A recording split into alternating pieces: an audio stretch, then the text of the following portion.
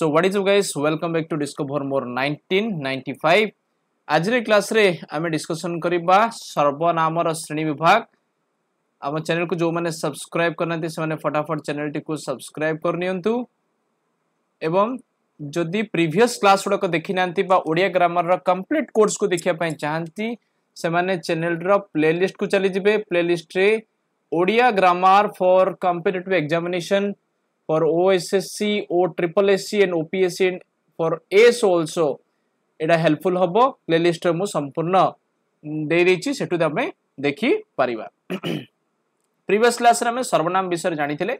सर्वनाम कोन थिला? गोटे पद परिवर्ते जदि अन्य कोनोसी पदर व्यवहार होई थाए ताको हम सर्वनाम कबली कहि थाउ। जेमति कि विशेष्य पद रूप रे परिवर्ते मध्य सर्वनाम व्यवहार हितला। ए सब जिंस हम ऑलरेडी प्रीवियस क्लास डिस्कशन करथिले। आज हम देखिबा सर्वनामर श्रेणी विभाग केते प्रकार सर्वनाम अछि एवं कोन कोन। प्रथम देखिबा पुरुषवाचक बा व्यक्तिवाचक सर्वनाम। देखो प्रथमे पढी देबी तापर तुमको बुझेबी। देखो मु आमे आम्भे माने तू तुमे तुम्भे माने से माने आपण ओ आपण माने सर्वनाम पद गुडिकर विभिन्न पुरुषर व्यक्ति मानक बदल रे व्यवहृत होंती। तेणु एगुडी को पुरुषवाचक बा व्यक्तिवाचक सर्वनाम कुहा जाए। एहा तीन भाग रे विभक्त। प्रथम हला प्रथम पुरुष, द्वितीय पुरुष, तृतीय पुरुष। देखो पुरुषवाचक सर्वनाम बा व्यक्तिवाचक सर्वनाम कहले हमें कोन बुझुचे। देखो मु ए जो प्रथम पुरुष कहिला कोन? प्रथम पुरुष, द्वितीय पुरुष एवं तृतीय पुरुष। तृतीय पुरुष रे एक वचन गोटे आसीबो एवं बहुवचन कोन कोन रहउछि। देखो इंग्रजी रे मध्ये एकाथर बुझि दोछि। एटा होछि कोन? फर्स्ट पर्सन येला कोन? सेकंड पर्सन येला थर्ड पर्सन। येला थर्ड पर्सन। एक वचन माने होछि सिंगुलर, एक वचन माने होछि सिंगुलर एवं बहुवचन होछि प्लुरल। देखो फर्स्ट पर्सन इंग्रजी रे कोन थिला? आई, बहुवचन बा थिला वी। तो आई माने कोन? मु वी माने होछि आम्भे माने बा आम्भे माने। सेकंड पर्सन कोन थिला? यू एवं प्लुरल मध्ये यू। ओडिया रे कोन हबो? तुमे, बहुवचन हबो तुमे माने बा तुम्भे माने, तुम्भे माने। थर्ड पर्सन रे कोन थिला? ही, सी, इट थिला एवं प्लुरल रे थिला दे। तो एठी कोन हबो? से, बहुवचन हबो से माने, बहुवचन हबो से माने। आई होप समस्त क्लियर। देखो पुरुषवाचक व व्यक्तिवाचक सर्वनाम रे प्रथम पुरुष रे कोन हबो? मु जणे छात्र। किंतु जदि हमें बहुवचन देखिबा मु हे जिवो कोन?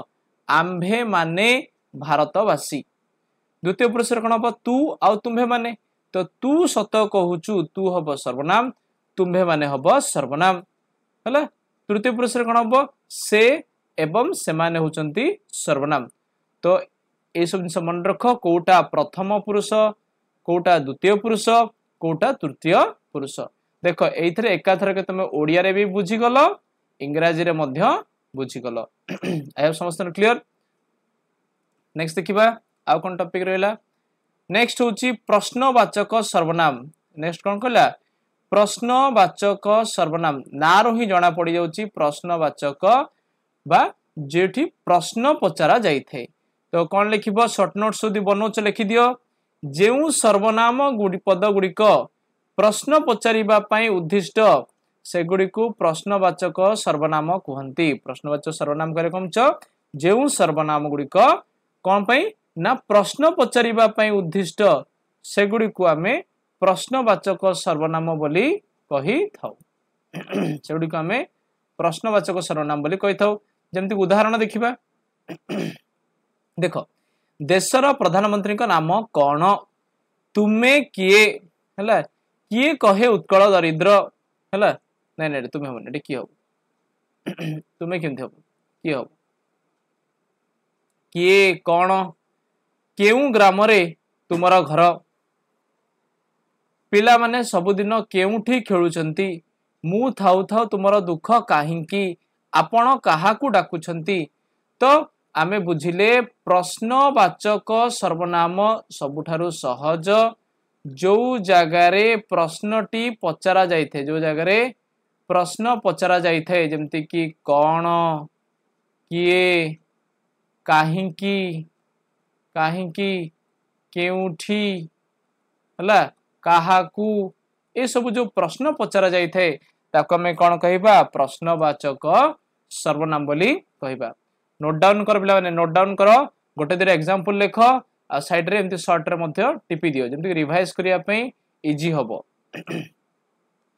नेक्स्ट देखिबा निर्देशात्मक निर्देशात्मक सर्वनाम देखो नारो ही बहुत जिंस जाना छै निर्देशात्मक माने जो सर्वनाम कोनोसी निर्देश प्रदान करथै बा आमे कहबा जे जो सर्वनाम पद गुडी को वाक्य रे व्यवहृत होई विशेष्य पद को किछि निर्देश देई थाए विशेष्य पद को किछि निर्देश देई थाए तो लिखि दियो शॉर्ट नोट्स रे निर्देशात्मक कहले कोन ना जे सर्वनाम पदटी विशेष्य पद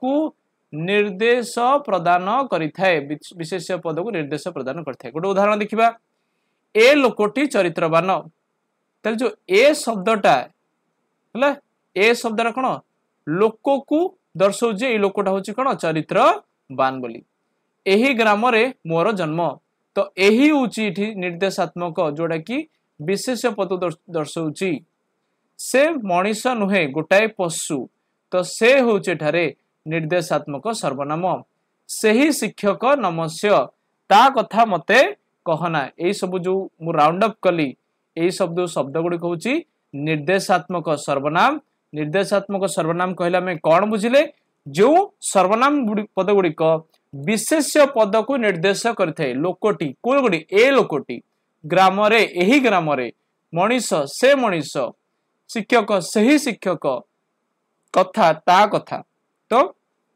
विशेष्य पद को जे निर्देश प्रदान करिवो ताको हमें निर्देशात्मक सर्वनाम कहा जायथे प्रथम आकु पढ़ तापर ए जिंस को केते बुझिलो ताकू जानिबा पई जदि तमे एग्जाम दवा पई चाहूछ यार जो प्रश्नावली अछि ए प्रश्नावली को गोटे थरा प्रैक्टिस करो नियत भाବରେ तमे जानि परबो जे केते टॉपिक को तमे भला भाବରେ बुझि पार जदि न बुझि पारलो पुणी अगेन आउथरा आकु आसी पढिबो तो नेक्स्ट देखिबा आपेक्षिक बा देखो प्लेन ओडिया रे गोटी एटा मते भल लागे जे किछि पढिया भी दरकार नै ऑटोमेटिक जानु छे जे आपेक्षिक बा संबंध किछि संबंध कोठी कोठी थिबो हला तो कोन शॉर्ट नोट बनाओ जेउ सर्वनाम पद समूह वाक्य रे परस्पर को अपेक्षा करंती बा संबंध स्थापना करंती सेगुडी को आपेक्षिक सर्वनाम बा संबंधवाचक सर्वनाम कहा जायते तो सिंपली जदी जानिया पई चाहिबा जोठी जेउ सर्वनाम पद समूह वाक्य रे परस्पर को अपेक्षा करंती बा गोटे संबंध बनांती जेमति कि जे देश जाई से फल खाई जहा ताहा जहा अन्यर हितकारक ताहा ही मंगल जेतिकी सेतिकी जेतिकी पारुच सेतिकी काम कर जेपरी सेपरी जेपरी कर्म सेपरी फल जहार ताहार जहार लुण खाइबो ताहार गुण गाइबो आई होप एटी समस्त क्लियर आपेक्षिक बा संबंध जेमति कि जे से जहा ताहा ए बडी शब्द अछि डायरेक्ट तमे आखि बुझी कि आपेक्षिक बा संबंधवाचक सर्वनाम करि परिबो हला जेतिकी सेतिकी सेतिकी साइड रे प्लान छोटो नोट्स आकर मध्ये लिख परिबो जेपरी सेपरी हला जहार ताहार बस हला एति भी जति तमे लिखि दोछ खाली माने एमति जति पूरा माने शॉर्ट नोट्स बनै पय चाहूछ गोटे पद लिखिबो आपेक्षिक बा संबंधवाचक सर्वनाम एठी लिखि देबो संबंध थिबो हला संबंध थिबो आकु एग्जांपल एति दिन लेख एग्जाम रे जहा पडिबो तमे करिवो हला केवल कांसेप्ट जानिबार छै हमकु एते डिटेल्स जिबा किछ आवश्यकता नाही एग्जाम रे हमकु मार्क क्वालिफाई करिवार अछि हला तापर असला निर्णायक सर्वनाम कहले बुझ देखो ये मध्ये ना रणा पडुची निर्णायक माने कोठी गोटे निर्णय हेतिबो जेउ सर्वनाम पद वाक्य रे व्यवहृत होई विशेष्य पद को निर्णय करथाय जेटी प्रीवियस जेंति पढिले आपेक्षिक बा संबंध सूचक वाक्य रे संबंध थिबो हैला तो ना रु ही प्रश्नवाचक सर्वनाम रे प्रश्न पचरा जाइथिबो निर्धारक सर्वनाम रे विशेष पद को किछि निर्देशात्मक सर्वनाम रे विशेष पद को किछि निर्देश दिया जाइथिबो निर्णायक रे पढिला हम कोन विशेष पद को निर्णय करिथाय ताको निर्णायक सर्वनाम कहथि देखो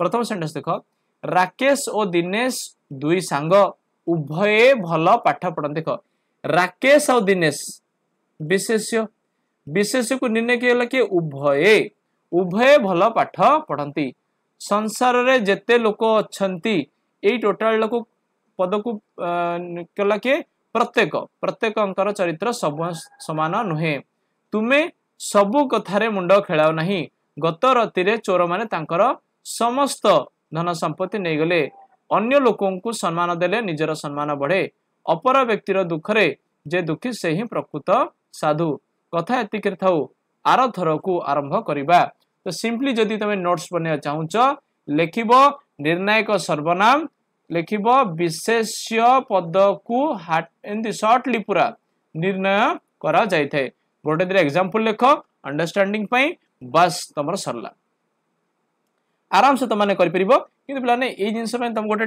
जिंस जदि कहबी जे प्रीवियस ईयर क्वेश्चंस हो किंबा ए जो बही शेषर जो प्रश्नावली अछि ताको प्रैक्टिस करो आ बही प्रश्नावली जदि समस्त प्रश्नटी को समाधान करि परछ ताहले जानि रखो जे तमे ए क्वेश्चन को जानि पारला बुझी पारलो हला नेक्स्ट देखिबा आत्मवाचक शब्द देखो आत्मवाचक ना रु जणा पड़ी जाउची जोठी आत्मवाचक निजर आपणार आपे ए शब्द व्यवहार करा जाइथिबो देखो एटी कोन लिखा अछि व्यक्ति विशेष परिवर्ते व्यवहृत निज निजे आपे आपणा प्रभृति सर्वनाम पद को आत्मवाचक सर्वनाम कहंती एग्जांपल देखो आपणा कला कर्म मान आगुआ होइबो सावधान किए तुमे चिन्हिच कि आपणा को आपे निजर दुष्कृति पई निजे प्रायश्चित करिबा दरकार नोट्स यदि बनेवा को चाहछ लिखिबो कोन पूरा शॉर्ट रे आत्मवाचक माने एठी निजे